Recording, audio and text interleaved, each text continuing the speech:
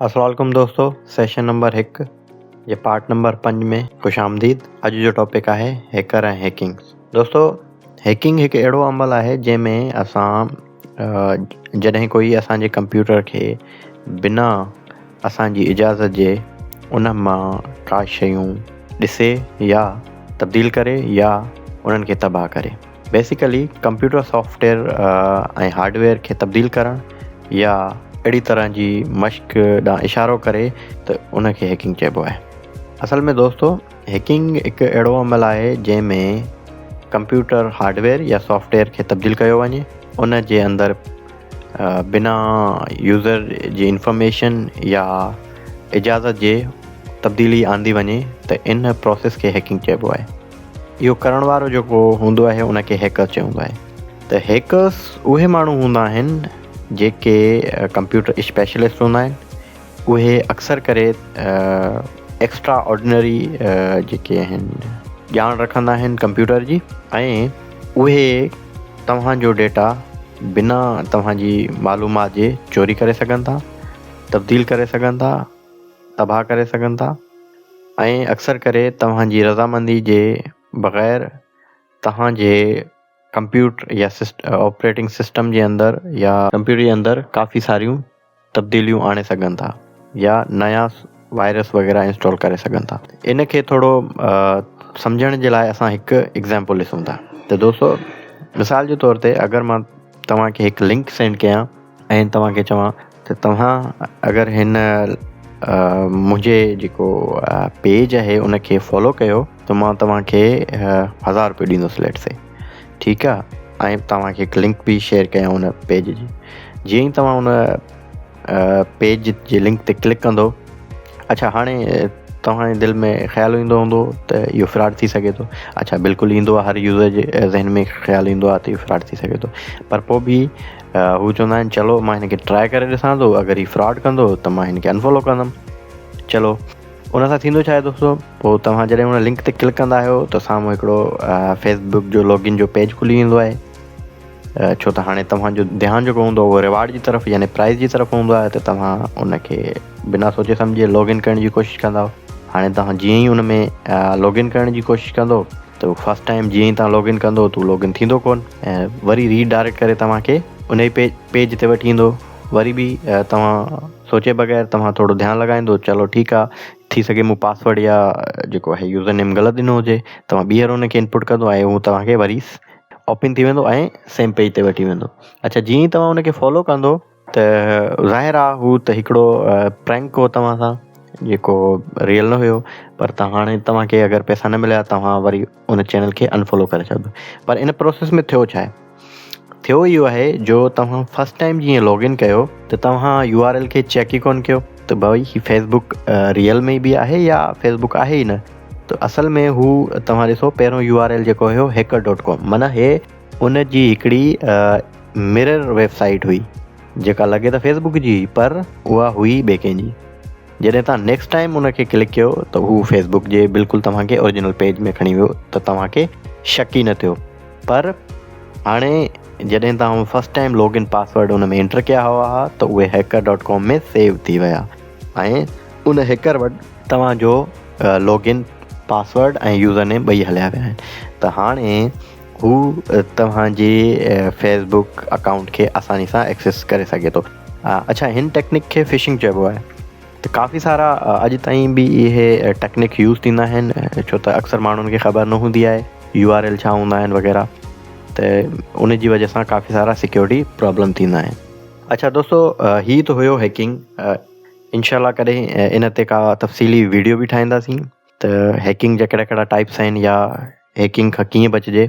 अच्छा, कुझु तदाबीर मां ज़रूरु ॾींदुमि हिन वीडियो में तव्हांखे, पर हिते हाणे छो त सिर्फ़ु असां ITC जो हिकिड़ो ब्रॉड टॉपिक खणियो आहे ऐं हुन में शॉर्ट कोर्सिस नंढियूं नंढियूं टॉपिक्स ॾिसंदा वञूं था ऐं तव्हांखे मालूमात ॾींदा वञूं था, त हिते काफ़ी डिटेल में मां नथो ॿुधाए सघां हिन खे। अच्छा, इंशाल्लाह अॻिते हली करे थी सघे इन्हनि ते असां घणो डिटेल में ॻाल्हायूं। अच्छा, हाणे आहिनि दोस्तों हैकर जा टाइप्स। हाणे ॿ तरह जा हैकर हूंदा आहिनि असल में। त हिकिड़ा हूंदा आहिनि ब्लैक हैट हैकर जेके सवेल तव्हां सां मां हिकिड़ो प्रैंक करे तव्हांखे ॾेखारियो, हिकिड़ो मिसाल ॾिनो त प्रैंक करे असां यूज़र्स या क्रेडेंशियल्स चोरी कयासीं, इहो हिकिड़ो तरीक़ो हुयो। अच्छा, इहे ब्लैक हैट हैकर जो कमु आहे, मतिलबु हे उहे हैकर हूंदा आहिनि जेके बदकार हूंदा आहिनि, जेके ग़लति कमु कंदा आहिनि, जेके यूज़र्स या माण्हुनि जो डेटा चोराईंदा आहिनि, इवन उन्हनि जा जेके बैंक अकाउंट जो डेटा आहे उहो चोरी कंदा आहिनि ऐं पोइ उन्हनि जे बैंक अकाउंट खे बि ख़ाली कंदा आहिनि। अच्छा, हे त थी विया बुरे क़िस्म जा हैकर जिनखे असां ब्लैक हैट हैकर चवंदा आहियूं। अच्छा, ॿिया हूंदा आहिनि वाइट हैट हैकर, हे इथिकल हैकर हूंदा आहिनि। अच्छा, हे बि सेम कंप्यूटर जा एक्सपर्ट हूंदा आहिनि, इन्हनि खे बि हार्डवेयर सॉफ्टवेयर जी चङी ॼाण हूंदी आहे, पर ही बजाए जे ग़लति कमु करनि, ही वॾे वॾनि कंपनीज़ खे ऐं बैंक्स खे या ॿिया जेके टेक्नोलॉजी ते या कंप्यूटर ते हलंदड़ कारोबार आहिनि उन्हनि खे सपोर्ट कंदा आहिनि। ही उन्हनि खे ॿुधाईंदा आहिनि त तव्हांजे जेको सिस्टम आहे या तव्हांजो जेको सॉफ्टवेयर आहे उन में कहिड़ा कहिड़ा फ्लॉज़ आहिनि, कहिड़ियूं कहिड़ियूं प्रॉब्लम आहिनि, कहिड़ा कहिड़ा धोखा थी सघनि था, त उन्हनि खां ऑलरेडी अवेयर कंदा रहंदा आहिनि। तव्हां अक्सर ॾिठो हूंदो त जेके तव्हांजा बैंक्स वग़ैरह आहिनि उहे तव्हांखे कुझु वक़्त खां पोइ प्रिवेंशन टेक्निक्स ॿुधाईंदा रहंदा आहिनि।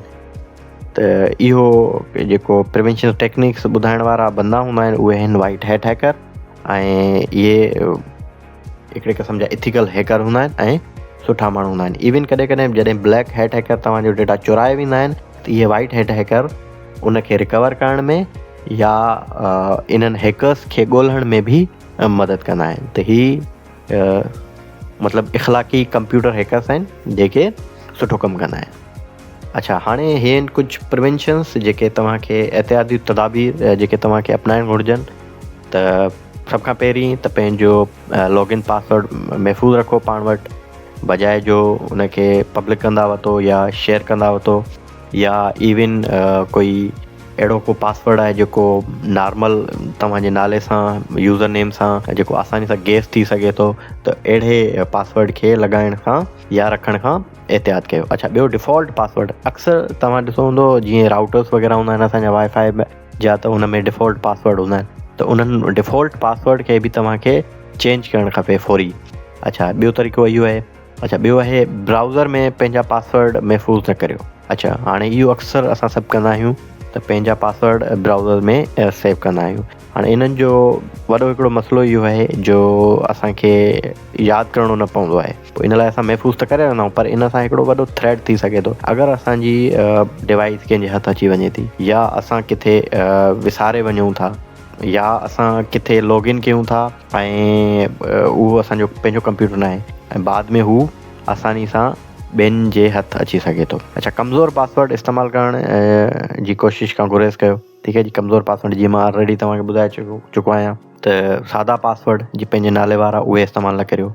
ईमेल जीअं जीमेल या याहू कम इस्तेमालु करियो, या घटि में घटि पंहिंजा जेके बैंक्स या ॿिया फाइनेंशियल जेके तव्हांजा एप्स आहिनि या जेके वेबसाइट्स आहिनि उन्हनि जा लॉगिन पासवर्ड पंहिंजे जीमेल वग़ैरह में सेव न करियो त बहितर आहे। अवामी ग्रुप जी रुकनियत हासिलु करण खां गुरेज़ कयो। पंहिंजा ईमेल ID इस्तेमालु उहे कयो जेके तव्हांजा पब्लिक हुजनि। बाक़ाइदगी शऊरी ऐं तरबियती मनक़तूं अपनाईंदा रहो, जीअं OTP वग़ैरह थी वियो, या अहिड़ियूं तरह जूं ॿियूं जेके नयूं टेक्निक्स अचनि जूं जेके तव्हांजे क्रेडेंशियल्स खे सेव ऐं सिक्योर करे सघनि थियूं, त उहे तदबीरियूं अपनायो। ऐं मुसलसल दोस्तो, टेक्नोलॉजी हिकु नवाण जो नालो आहे, त टेक्नोलॉजी में हमेशह तव्हांखे नओं तरीक़ो ऐं नओं जेको सिस्टम आहे उहो अपनाइणो पवंदो आहे। त मुसलसल तरबियत ऐं नई टेक्नोलॉजी जी तरफ़ पंहिंजो जेको आहे ध्यानु रखो ऐं उन्हनि खे सिखंदा रहो। त हीअ हुयो दोस्तो हैकिंग ऐं हैकर्स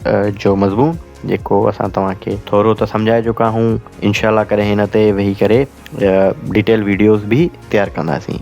इहो हैकिंग ऐं हैकर वधीक सिखण लाइ असांजो YouTube चैनल सब्सक्राइब कयो, ऐं अगरि फेसबुक ते ॾिसणु चाहियो था त फेसबुक चैनल खे फॉलो कयो, त जीअं असांजा वीडियो तव्हां ताईं आसानी सां पहुचंदा रहनि। अल्लाह हाफ़िज़।